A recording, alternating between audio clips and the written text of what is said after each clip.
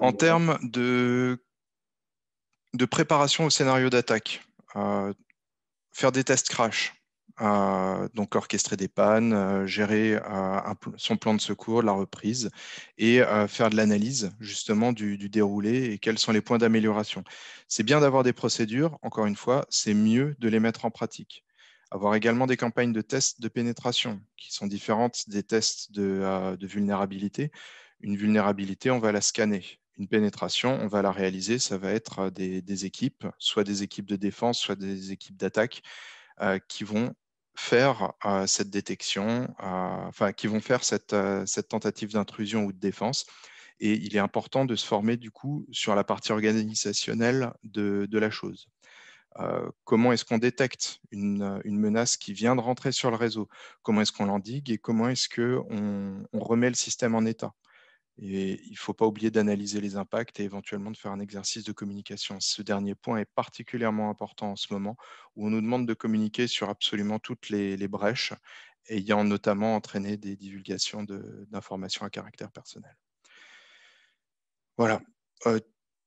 Comme dans tous les scénarios d'urgence, quand il y a une alarme incendie, il ne faut pas être pris au dépourvu. Il faut avoir préparé son coup et savoir comment réagir.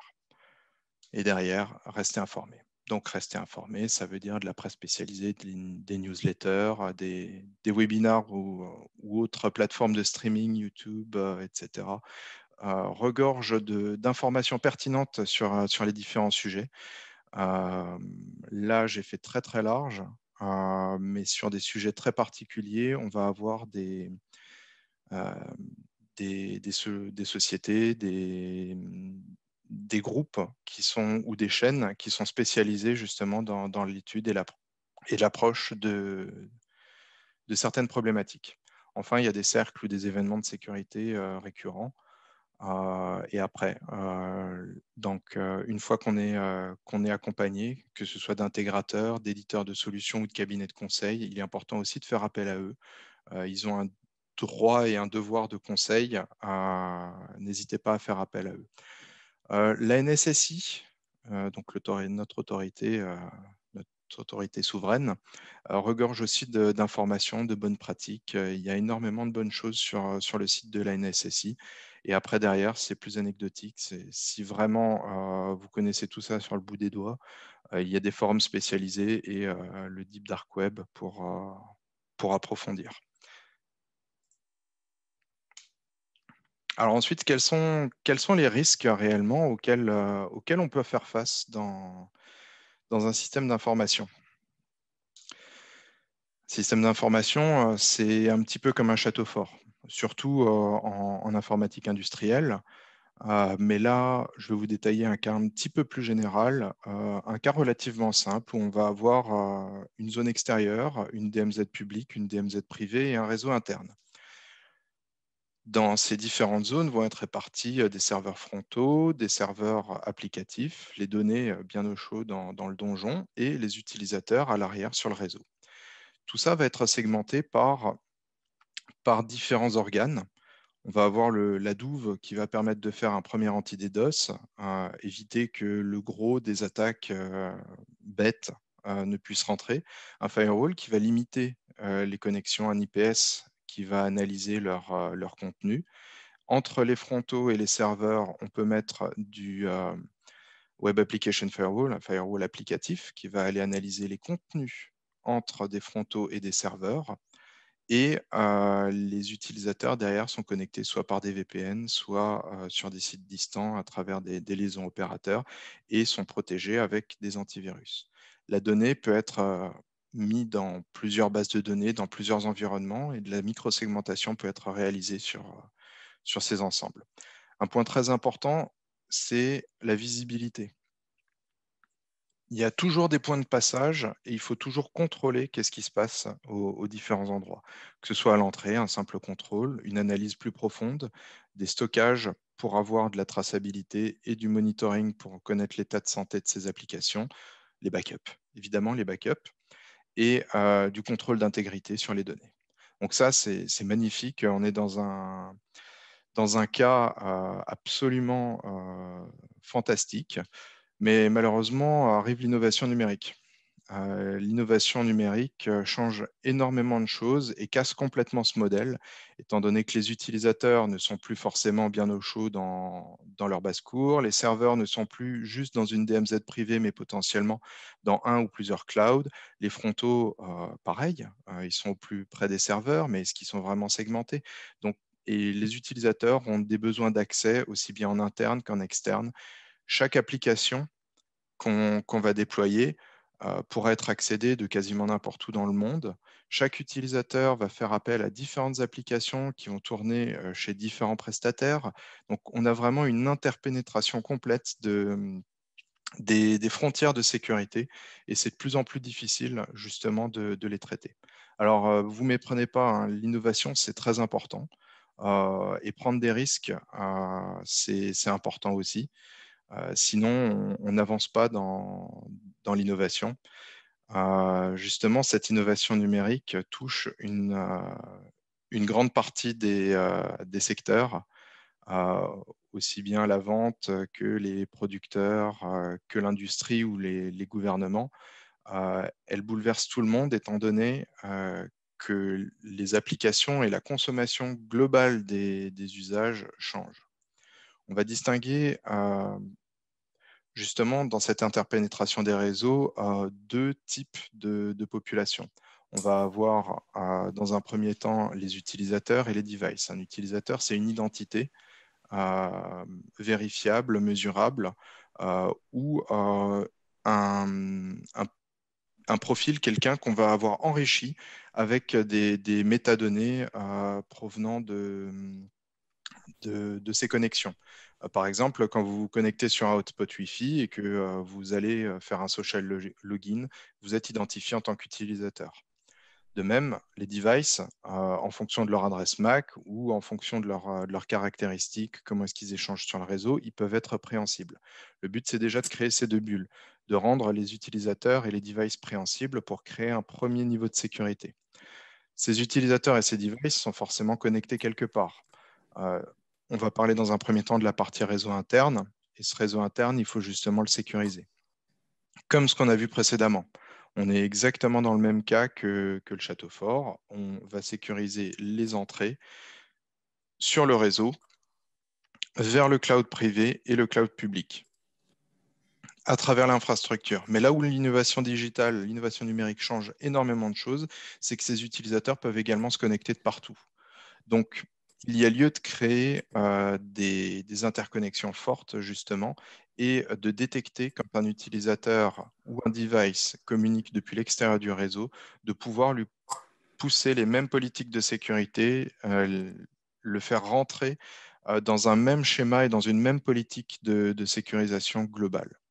Et ça passe par différentes portes. La porte de l'identité et la porte du endpoint ou du device, la porte des connexions externes et des connexions internes vers des zones sécurisées, les connexions entre les data centers et les connexions des clients externes vers le cloud. Tout ça, ça veut dire faire une gestion du risque, anticiper en avance quels sont les profils qui doivent accéder à quoi et à travers où, et quand il y a quelque chose qui se passe sur le réseau, générer une réponse automatisée. Pourquoi faire tout ça? Parce qu'aujourd'hui, les menaces continuent à s'adapter. Alors ça, c'est un petit peu la courbe de la peur. Donc, je pense que c'est bonne augure de mettre un chaton là-dessus. Le cumul des enregistrements de données volés au cours des dernières années a littéralement explosé. De même que le nombre d'attaques par ransomware. On a vu sur la fin de l'année 2020 des grandes attaques, que ce soit le retour des motettes, que ce soit les attaques sur SolarWinds avec Sunburst. Ça va aller en augmentant.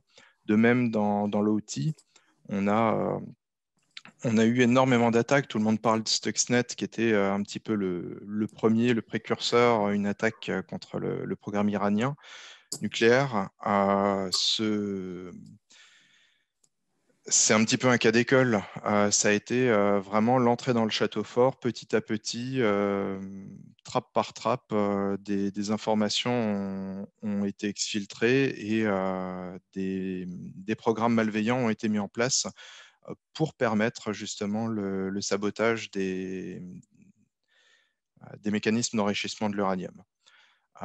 D'autres cas ont eu lieu depuis, que ce soit au niveau des barrages de New York, que ce soit les feux de signalisation dans le Michigan, du réseau électrique iranien, etc. On va avoir énormément d'impacts, notamment des arrêts de production à cause des ransomware dans les dernières années, ou la fermeture, notamment en 2019, d'un producteur mondial d'aluminium, encore une fois par un ransomware. Donc, le coût moyen d'une cyberattaque est très élevé euh, et il faut bien mettre en balance ce coût par rapport à l'énergie à mettre en face pour sécuriser ou préparer la sécurité de son environnement. Je ne dis pas que vous allez être ciblé par ce par ce genre d'attaque, que tout le monde mérite l'intérêt d'une cybermafia ou d'un groupe étatique pour mettre à mal son système d'information. Néanmoins, les menaces existent. Néanmoins, vous pouvez faire partie des effets de bord qui permettraient à des hackers, des pirates, pardon, de rentrer sur le système d'information de quelqu'un d'autre à qui vous êtes affilié. Il y a également question de conformité. Vous avez tous entendu parler du GDPR, PCI DSS ou des Common Criteria, ISO. Chaque région, chaque pays dispose de ses standards et d'un cadre légal nécessaire afin que les entreprises puissent échanger sereinement. Ce n'est pas seulement pour contraindre les entreprises à se mettre en conformité, ce n'est pas seulement pour aller essayer de gratter euh, sur Google, Amazon, etc. C'est également pour permettre à deux entreprises, sachant qu'un certain niveau de sécurité est attendu, qu'elles puissent se taper dans la main et se dire, voilà, mon niveau de sécurité, c'est ça, j'ai une certification, ton niveau de sécurité, c'est ça, on sait qu'on a des processus de sécurisation qui sont engagés et on va pouvoir aller discuter ensemble sereinement, on parle la même langue. Donc c'est important de se conformer à la réglementation, pas seulement pour soi, mais également pour les autres. Donc l'innovation numérique, c'est tout ça. Augmentation de la surface d'attaque, comme je le disais, avec les endpoints et toutes les interconnexions entre les systèmes, que ce soit des utilisateurs, que ce soit de l'IoT, que ce soit des réseaux de capteurs ou des chaînes d'assemblage automatisées. Le périmètre s'élargit et la bordure du réseau devient de plus en plus floue.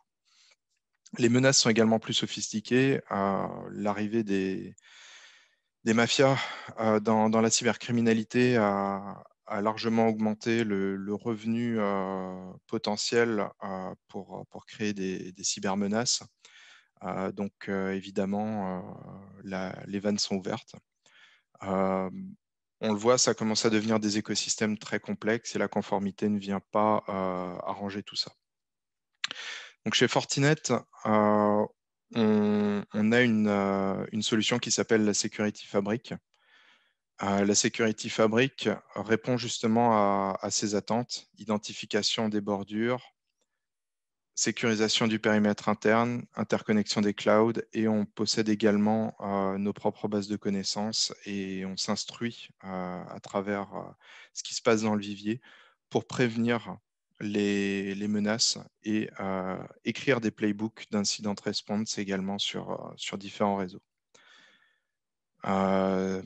C'est dans notre ADN justement de s'ouvrir. Donc chacun de nos produits dispose d'API. Chacun de nos produits peut communiquer avec les autres et déclencher une réponse détectée par exemple sur un poste en périphérie qui n'a rien à faire à cet endroit-là, mais qui a réussi quand même à rentrer sur un réseau sur lequel il n'est pas possible de couper quoi que ce soit plus loin. Le firewall peut directement être informé et bannir cette IP. Des remontées peuvent être faites à travers les réseaux pour remédier à ça et prévenir évidemment des administrateurs ou des gestionnaires. Alors, en OT, en Operational Technology, on n'est pas du tout sur les mêmes caractéristiques qu'en IT.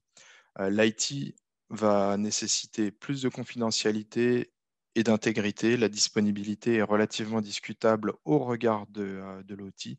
Là où l'OT n'a pas forcément besoin de confidentialité, la valeur d'un capteur, si elle est divulguée, elle vaut quelque chose pendant quelques minutes. Après, elle sera remplacée. L'intégrité est très importante, mais surtout la disponibilité. On est vraiment sur du temps réel. On est vraiment sur une notion de temps réel critique. Et c'est ce qui fait la différence entre les deux. L'OT, on est plus sur de la sûreté et l'IT plus sur de la sécurité. Donc, comment ça se passe? En OT, on va créer de la segmentation forte. On va créer une zone dite air gap, donc, qui va permettre d'interconnecter que finement les réseaux OT et les réseaux IT, qui ont des fonctionnements très différents, et sécuriser, segmenter grâce à des firewalls. Tout ça s'intègre effectivement dans la partie Security Fabric. Chaque endpoint, chaque accès peut être analysé et enrichir la base de connaissances globale.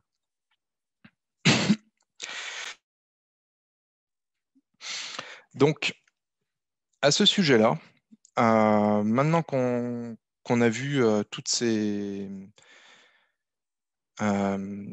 ces aspects un petit peu théoriques et un petit peu marketing, on va peut-être regarder à quoi est-ce qu'on peut s'attendre en termes de sécurité informatique.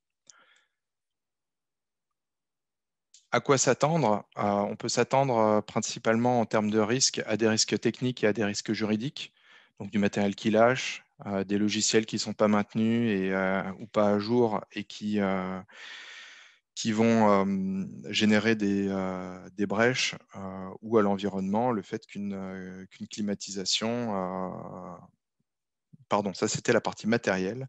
La partie environnement, ce sera plutôt le fait que dans un réseau, il y ait des objets potentiellement néfastes.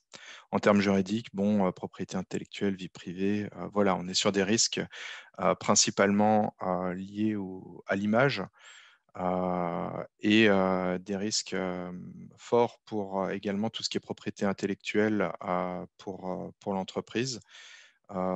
Techniquement, comme on le voit là, les risques liés aux organes et à la partie juridique sont relativement faibles quand on les met au regard du nombre de risques liés à l'humain.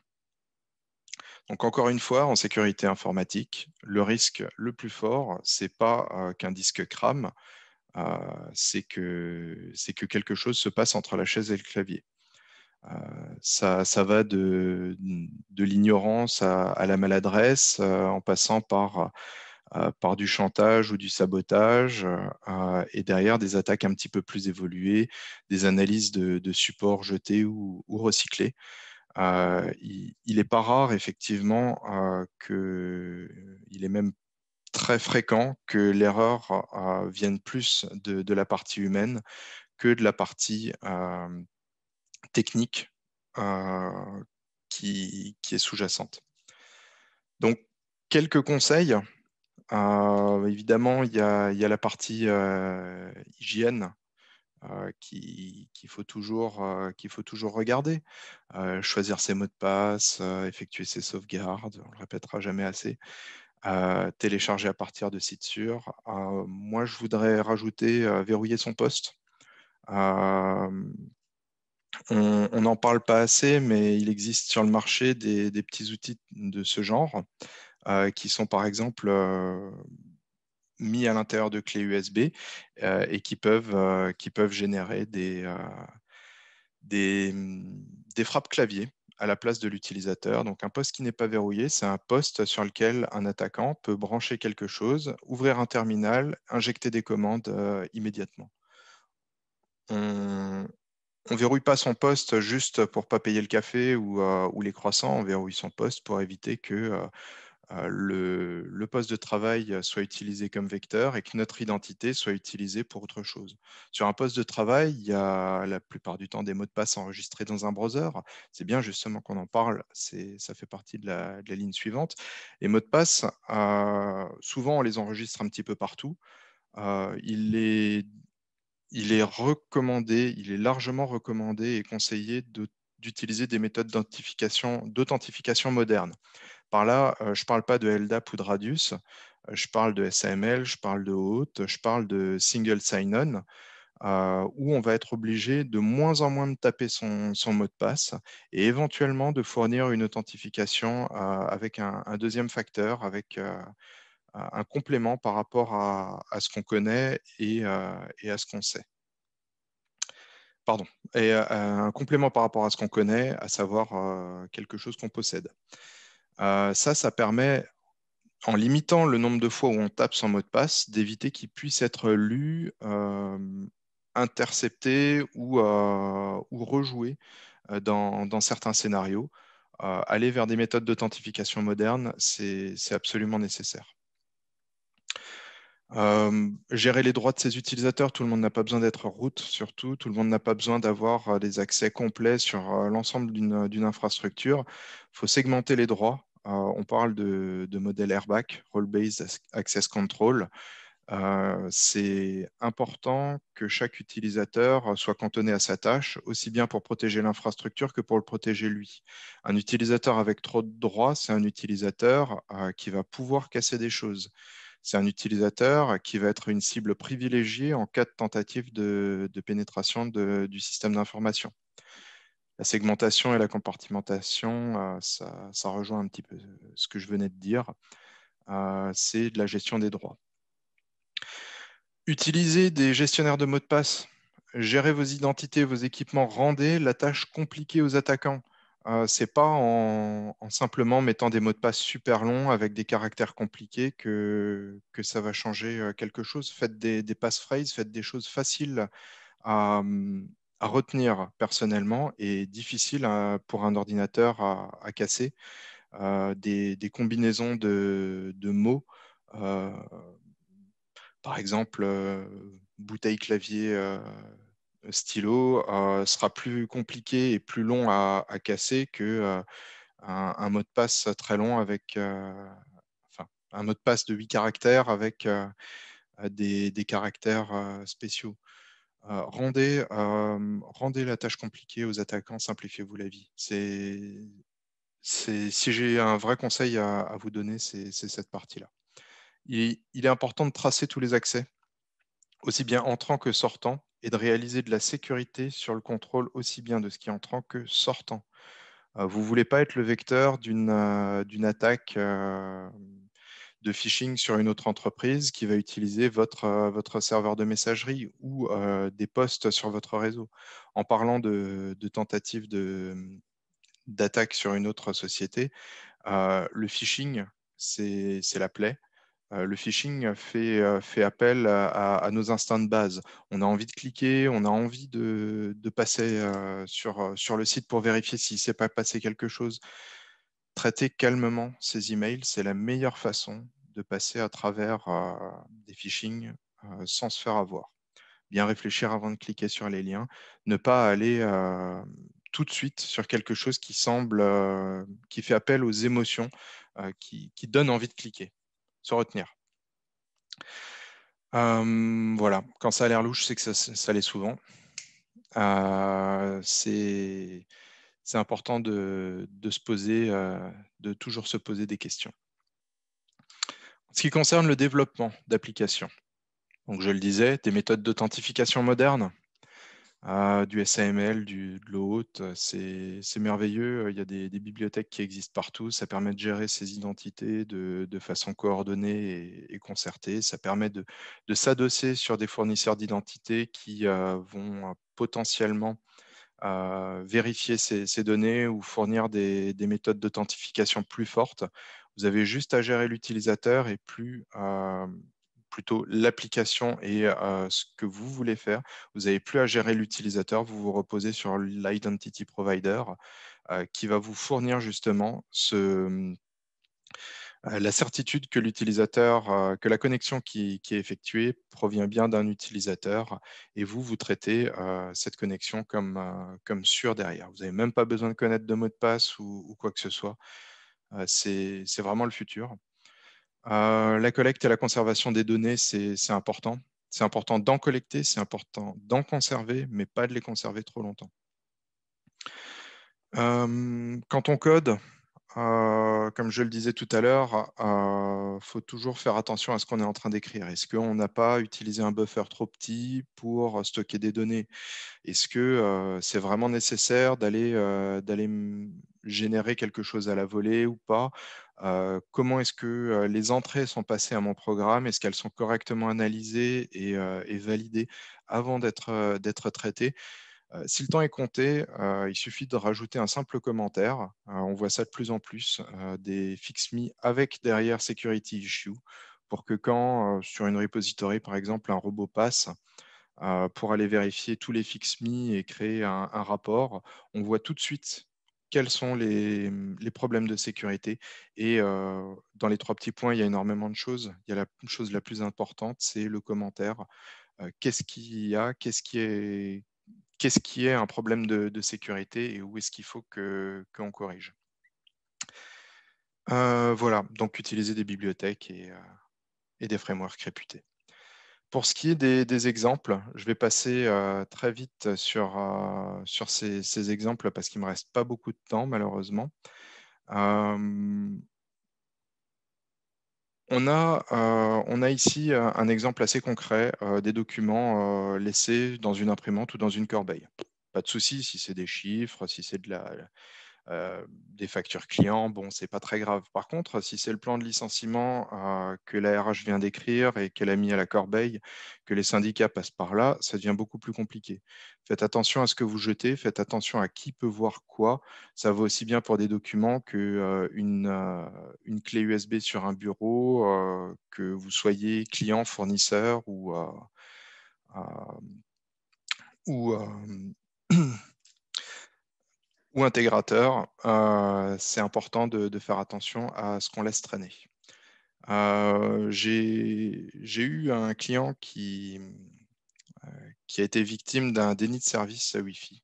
Peu importe ce qui se passait, il était impossible de se connecter sur les bornes Wi-Fi. Tous les clients arrivaient bien à se connecter et quelques instants après, se faisaient déconnecter. En creusant et en cherchant avec une analyse du signal radio, on s'est rendu compte que c'était un attaquant avec une montre pas connectée, une montre do-it-yourself avec un petit microcontrôleur Wi-Fi à l'intérieur qui menait des attaques sur le réseau et désauthentifiait de manière récurrente les utilisateurs. Dans la catégorie petit objet connecté, on a également les clés USB malveillantes. C'est exactement ce que je vous montrais précédemment. On va avoir une clé USB dans laquelle on a un programme qui peut effectuer des frappes clavier, des mouvements souris, etc. Je vous laisse deviner sur quel site on peut trouver ce genre de choses. Et pour augmenter la paranoïa jusqu'au bout, ça existe également sous forme de petit adaptateur qui se trouvera dans le câble directement de connexion. Donc, quand on commence à faire de la sécurité informatique, on devient vite parano par rapport à ce genre de choses. On utilise ses propres câbles et ce genre de choses. IPv6. Bon, personne connaît IPv6, c'est dommage. Les pirates, ils aiment bien. Les pirates, ils aiment bien parce que si IPv6 est activé sur vos machines, que vous ne sécurisez pas la partie IPv6 de votre réseau, ça permet de créer des mouvements latéraux, donc de se propager rapidement de serveur en serveur. C'est assez fâcheux. Donc faites attention, plutôt que de simplement supprimer IPv6, désactiver tout ça, non, apprenez à vous servir d'IPv6. IPv6, c'est également l'avenir, comme les nouvelles méthodes d'authentification. Ça va venir, il faut en être. Et IPv6 rend énormément de services, plus que de problèmes. Il faut juste le prendre à bras-le-corps et pas le négliger. Les injections SQL, vol de données, bon, on va créer une requête qu'on va injecter dans un site web et à partir de là, on va pouvoir afficher le contenu d'une base de données. C'est malheureusement encore assez facile à faire aujourd'hui sur beaucoup de petits sites web. On pense par exemple à du Joomla, du WordPress, sur lequel ce genre d'attaque est souvent assez présente, mais il patch régulièrement. L'exfiltration sur un stockage cloud, ça c'est lié au comportement même des clouds. On peut créer par exemple sur Amazon, AWS ou autre ce qu'on appelle des buckets. Dans ces buckets, on peut stocker des données. Souvent, dans les environnements cloud, si vous ne maîtrisez pas qui a accès à quoi, un pirate qui va rentrer, vous aurez beau bloquer toutes les données, mis des mécanismes qui permettent d'éviter de faire sortir les données par vos firewalls dans le cloud, etc. Les machines virtuelles ou les serveurs auront accès à l'intérieur du cloud aux différents buckets, pourront écrire dans un bucket qui sera potentiellement en lecture à l'extérieur et vous aurez exfiltré. Un attaquant aura exfiltré des données alors que vous n'auriez rien vu sur votre infrastructure classique de firewall. Bon, le cross-site scripting ou man in the browser, on va aller faire une injection. Quand quelqu'un va taper quelque chose, ça va remonter directement sur ce fameux site web distant. Donc, ça représente un risque considérable dans les applications modernes. Enfin, ou presque enfin, des infrastructures OT sont souvent pas forcément à jour. Souvent, il y a des organes qui ne supportent pas le WPA2 ou même pas le WEP, et on va avoir des réseaux ouverts. Il a été vu des tentatives de pénétration de systèmes OT à l'aide de drones. Un drone avec un relais 4G, un Raspberry Pi ou autre chose qui va aller se poser à l'intérieur du périmètre. On a créé une backdoor là où il n'en existait pas avant. Très facile. Et l'attaque d'envergure par une cybermafia. Ben là, globalement, je pense qu'il faut appeler la NSSI. Il ne va pas y avoir grand-chose à faire. Si vous arrivez à subir ce genre d'attaque, ça nécessite énormément de préparation, une très bonne connaissance. C'est des années de recherche sur l'environnement avant de commencer même l'attaque. Donc, souvent, il faut des mois derrière pour en ressortir. Je n'ai pas d'exemple particulier en tête, si ce n'est éventuellement ce qui s'est passé pour SolarWinds. Je vous invite à lire les documentations sur Internet. C'est rocambolesque. Voilà pour moi. Est-ce que vous avez des questions? Je ne sais pas si on va les prendre directement à partir du chat ou si vous voulez, vous pouvez lever la main. Je crois que c'est possible et je vous donnerai la parole si vous avez des questions, sauf si vous préférez les écrire dans le chat. Oui, bonsoir. Alors, bonjour. Bonsoir. Oui, j'ai une question, Shafik Mohamed. Je vous ai déjà envoyé une via le chat pour savoir un peu, parce que comme le sujet, c'était sur la partie sécurité industrielle, Mhm. moi, j'ai mis que je demandais déjà, la première question, c'est, nous savons que c'est très difficile pour les entreprises, en tout cas pour l'environnement industriel, de mettre à jour les différents périphériques et différents systèmes. Oui. Qu'est-ce que vous conseillez pour régler ce problème? Comment on peut régler ce problème? Parce que voilà, il y a un système industriel, c'est pas forcément très évident à mettre à jour. Et beaucoup d'entreprises sont confrontées à ça, c'est-à-dire c'est effectivement soit ils mettent à jour et donc il y a possibilité derrière de voir leur système peut-être qui deviennent inopérants, qui ne Mm. fonctionnent plus, Alors, soit donc Attention à vos yeux, je vais passer sur des slides avec des fonds blancs. Donc, on a également des produits pour la partie OT. Et D'accord. ce qu'on va recommander, justement, c'est non plus de passer les flux à travers des switches, mais de passer, même à travers un même VLAN, de réaliser de la segmentation à travers un firewall. Un firewall avec des capacités d'analyse profonde, avec de la connaissance des protocoles, de la vraie reconnaissance de ce qui va se passer sur les bus. On est parfaitement d'accord. Un système embarqué, que ce soit un Siemens ou autre, on ne va pas changer son programme, on ne va pas arrêter la chaîne souvent pour mettre à jour ce type d'environnement. Donc, le plus simple et le plus sécurisé, c'est de cartographier correctement les flux, de savoir vers où est-ce que les flux ont le droit de circuler, quelles sont la nature des flux. Et là, je ne parle pas juste de ça doit être du mode bus de telle version. Il est question d'analyse de trame. Est-ce que ici on est sur un capteur, ici est-ce qu'on est sur un effecteur, euh, quelles sont les données qui peuvent provenir et quelles sont les instructions qui peuvent provenir à travers le protocole de chacun des automates.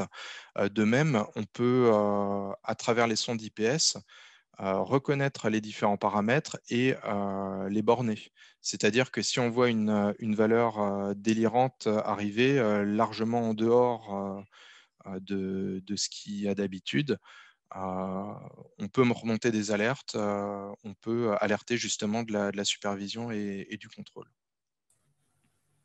Donc, D'accord. la réponse, c'est du virtual patching. Globalement, si on la fait très très courte, c'est ça, c'est aller identifier quels sont les différents organes sur le réseau, segmenter au maximum et analyser tous les flux qui transitent. Si on ne peut pas agir sur la source du problème, encore une fois, c'est une analyse de risque. Il faut réduire ce risque en, en agissant sur d'autres parties. J'ai eu l'occasion de voir justement en zone de prod en zone de prod, des automates ou des postes Windows 7, Windows 3.11, etc., des vrais passoires.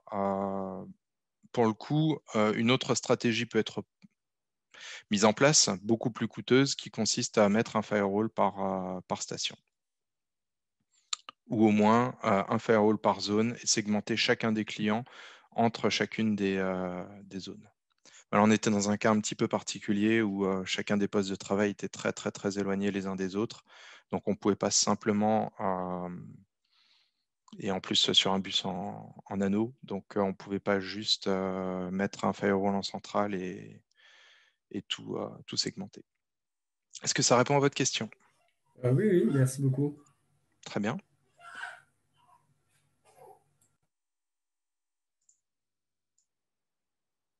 Est-ce que quelqu'un d'autre a une question? Une remarque? Quelque chose de pas clair? Bon, moi j'en ai une autre, mais j'ai mon petit là qui fait un petit peu de bruit. Pas de Je souci. profite, hein. Pareil, donc je me posais des questions, là, vous parlez de l'exemple de SolarWinds, effectivement, qui est juste hallucinant, et tout ce qu'il y a derrière, mais, et en fait, je me posais la question, c'est par rapport à ces éditeurs, donc, dont Fortinet, parce que Fortinet aussi a connu pas mal de vulnérabilités. Je me demande, est-ce que vraiment ce principe de security by design est vraiment appliqué auprès de ces éditeurs? Quand on découvre des vulnérabilités aussi importantes, on a l'impression que ça a été négligé, que ce n'est pas forcément appliqué à ces grands éditeurs.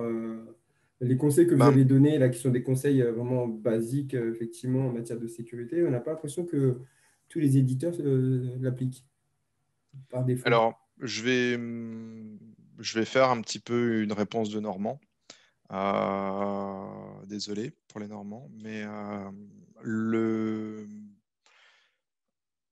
La complexité des systèmes de sécurité, l'empilement de couches,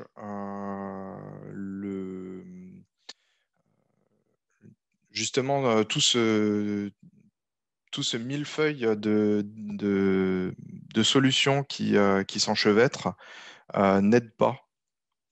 Le fait que les sociétés comme SolarWinds, Fortinet, même si on n'a pas subi de brèche à proprement parler, contrairement à d'autres, sont des grandes sociétés avec énormément de personnes, énormément de process. Je ne doute pas que même chez SolarWinds, il devait y avoir de la QA, de la Quality Assurance, ils devaient vérifier leur code et qu'est-ce qui tourne sur les différents systèmes. Le fait est que aujourd'hui, c'est bien pour ça que dans la dernière slide, j'ai mis une bombe atomique. C'est que quand quelqu'un veut rentrer, il le fera. S'il se donne les moyens, on trouvera toujours quelque chose. Le monde est devenu vraiment très complexe et pour quelqu'un, pour une organisation, un organisme qui a des millions d'euros à mettre sur la table d'avance pour les récupérer derrière en menant des attaques, c'était une cible magnifique, c'était un très bel investissement. Euh, je... Donc ma réponse, c'est effectivement, personne n'est à l'abri. Effectivement, les sociétés de cybersécurité font du mieux qu'elles peuvent, discutent entre elles, réagissent le plus vite possible par rapport à ce qui se passe. Ça passe également pas juste le principe de précaution sur un réseau, mais également la mise en place d'organes de sécurité en interne, de contrôles très stricts, de validation, de formation en interne sur les risques de la sécurité et la façon dont il faut gérer justement son hygiène personnelle et faire attention à ce qu'on fait sur une infrastructure. Ok. Je Voilà. profite. La dernière, après j'arrête. Ça dépend. Si Je, personne d'autre n'a de non, questions. je suis intéressé pour savoir aussi, on est d'accord. Donc, là, par exemple, je prends l'exemple, la vulnérabilité concernant, alors, je vais parler de Fortinet parce que c'est VPN concernant SSL. voilà, le SSL VPN Mhm. qui a été révélé, je crois que c'était 2019, C'est je ça. crois. Malgré tout, bah, les gens, effectivement, beaucoup de sociétés n'ont pas mis à jour, n'ont pas patché leur Fortinet. Ouais. Est-ce que Fortinet n'a pas, je pense que oui, comme il y a eu des POC qui sont sortis, il y a des outils qui permettaient de scanner et de vérifier qui, entre guillemets, qui avait patché, qui n'avait pas patché. Est-ce que ce n'est pas l'intérêt de Fortinet entre guillemets, d'intervenir auprès des différentes sociétés, d'alerter, de dire, voilà, bah, Mais on l'a là, fait. vous, En fait, ça a si été vous fait, regardez d'accord. justement les différents communiqués de presse, je préférerais pas m'étendre là-dessus, mais oui, il y a eu des remontées. On a communiqué et malheureusement, on a dû recommuniquer encore une fois Oui, là oui, maintenant, parce c'est toujours en cours. que ce soit au niveau des clients finaux, une énième alerte sur du VPN SSL, voilà, c'est se tenir informé. Au niveau des intégrateurs, il y a peut-être eu une méconnaissance des versions en parc chez les clients. À notre niveau, peut-être aussi que en tant que système ingénieur, au contact des clients, on aurait dû se renseigner plus profondément sur les versions en parc de nos clients préférés, sous-entendu locaux à Hmm. proximité. Le fait est que cette vulnérabilité est tellement visible qu'on est en train de changer différents process pour communiquer de façon beaucoup plus visible sur ce type de vulnérabilité. Et jusqu'à présent, on ne remontait pas de télémétrie, par exemple, sur la version installée Ah, sur les boîtiers des clients. c'était ma question justement par rapport à la sécurité de fabrique, parce qu'à un moment, c'est censé remonter ça. Donc ça, c'était pas remonté. Mais la Security Fabric, c'est quelque chose de local. On n'est pas D'accord. un éditeur cloud. On fournit des solutions pour chapeauter la chose d'en haut si vous le voulez. Mais le but, c'est quand même que vous restiez maître de votre infrastructure. Ouais, Et normalement, ce genre d'informations, jusqu'à présent, ne sortait pas. d'accord. Aujourd'hui, ce qui risque de se passer, c'est encore en pourparlers. Ce sera au niveau des requêtes de mise à jour. En fonction des mises à jour qui vont être réclamées par les boîtiers, on saura quelles versions sont en parc. Mais encore une fois, c'est la balance entre deux choses. Est-ce qu'on veut collecter plus de données? Est-ce qu'on veut plus protéger nos clients? Est-ce qu'on ne va pas nous reprocher d'avoir collecté trop de données? Est-ce qu'on ne nous Mm. reproche pas de ne pas avoir collecté les données à temps? Voilà. C'est une question très compliquée. Je pense que le principal, c'est d'avoir conscience qu'on a tous quelque chose à améliorer, qu'on s'y attelle. Et il n'y a pas, personne n'a pas de problème. Tout le monde a des petits irritants quelque part. Et ce qui est important, c'est plutôt de regarder de quelle façon on le gère, comment est-ce qu'on les résout, plutôt que la quantité de problèmes. Sinon, je pense que certaines sociétés fournissant des systèmes d'exploitation seraient bien plus haut en Mm. termes de visibilité. Ok, merci beaucoup. De rien, Merci avec pour la plaisir, présentation. de même. On est à la limite du temps. Est-ce que quelqu'un d'autre a une dernière question?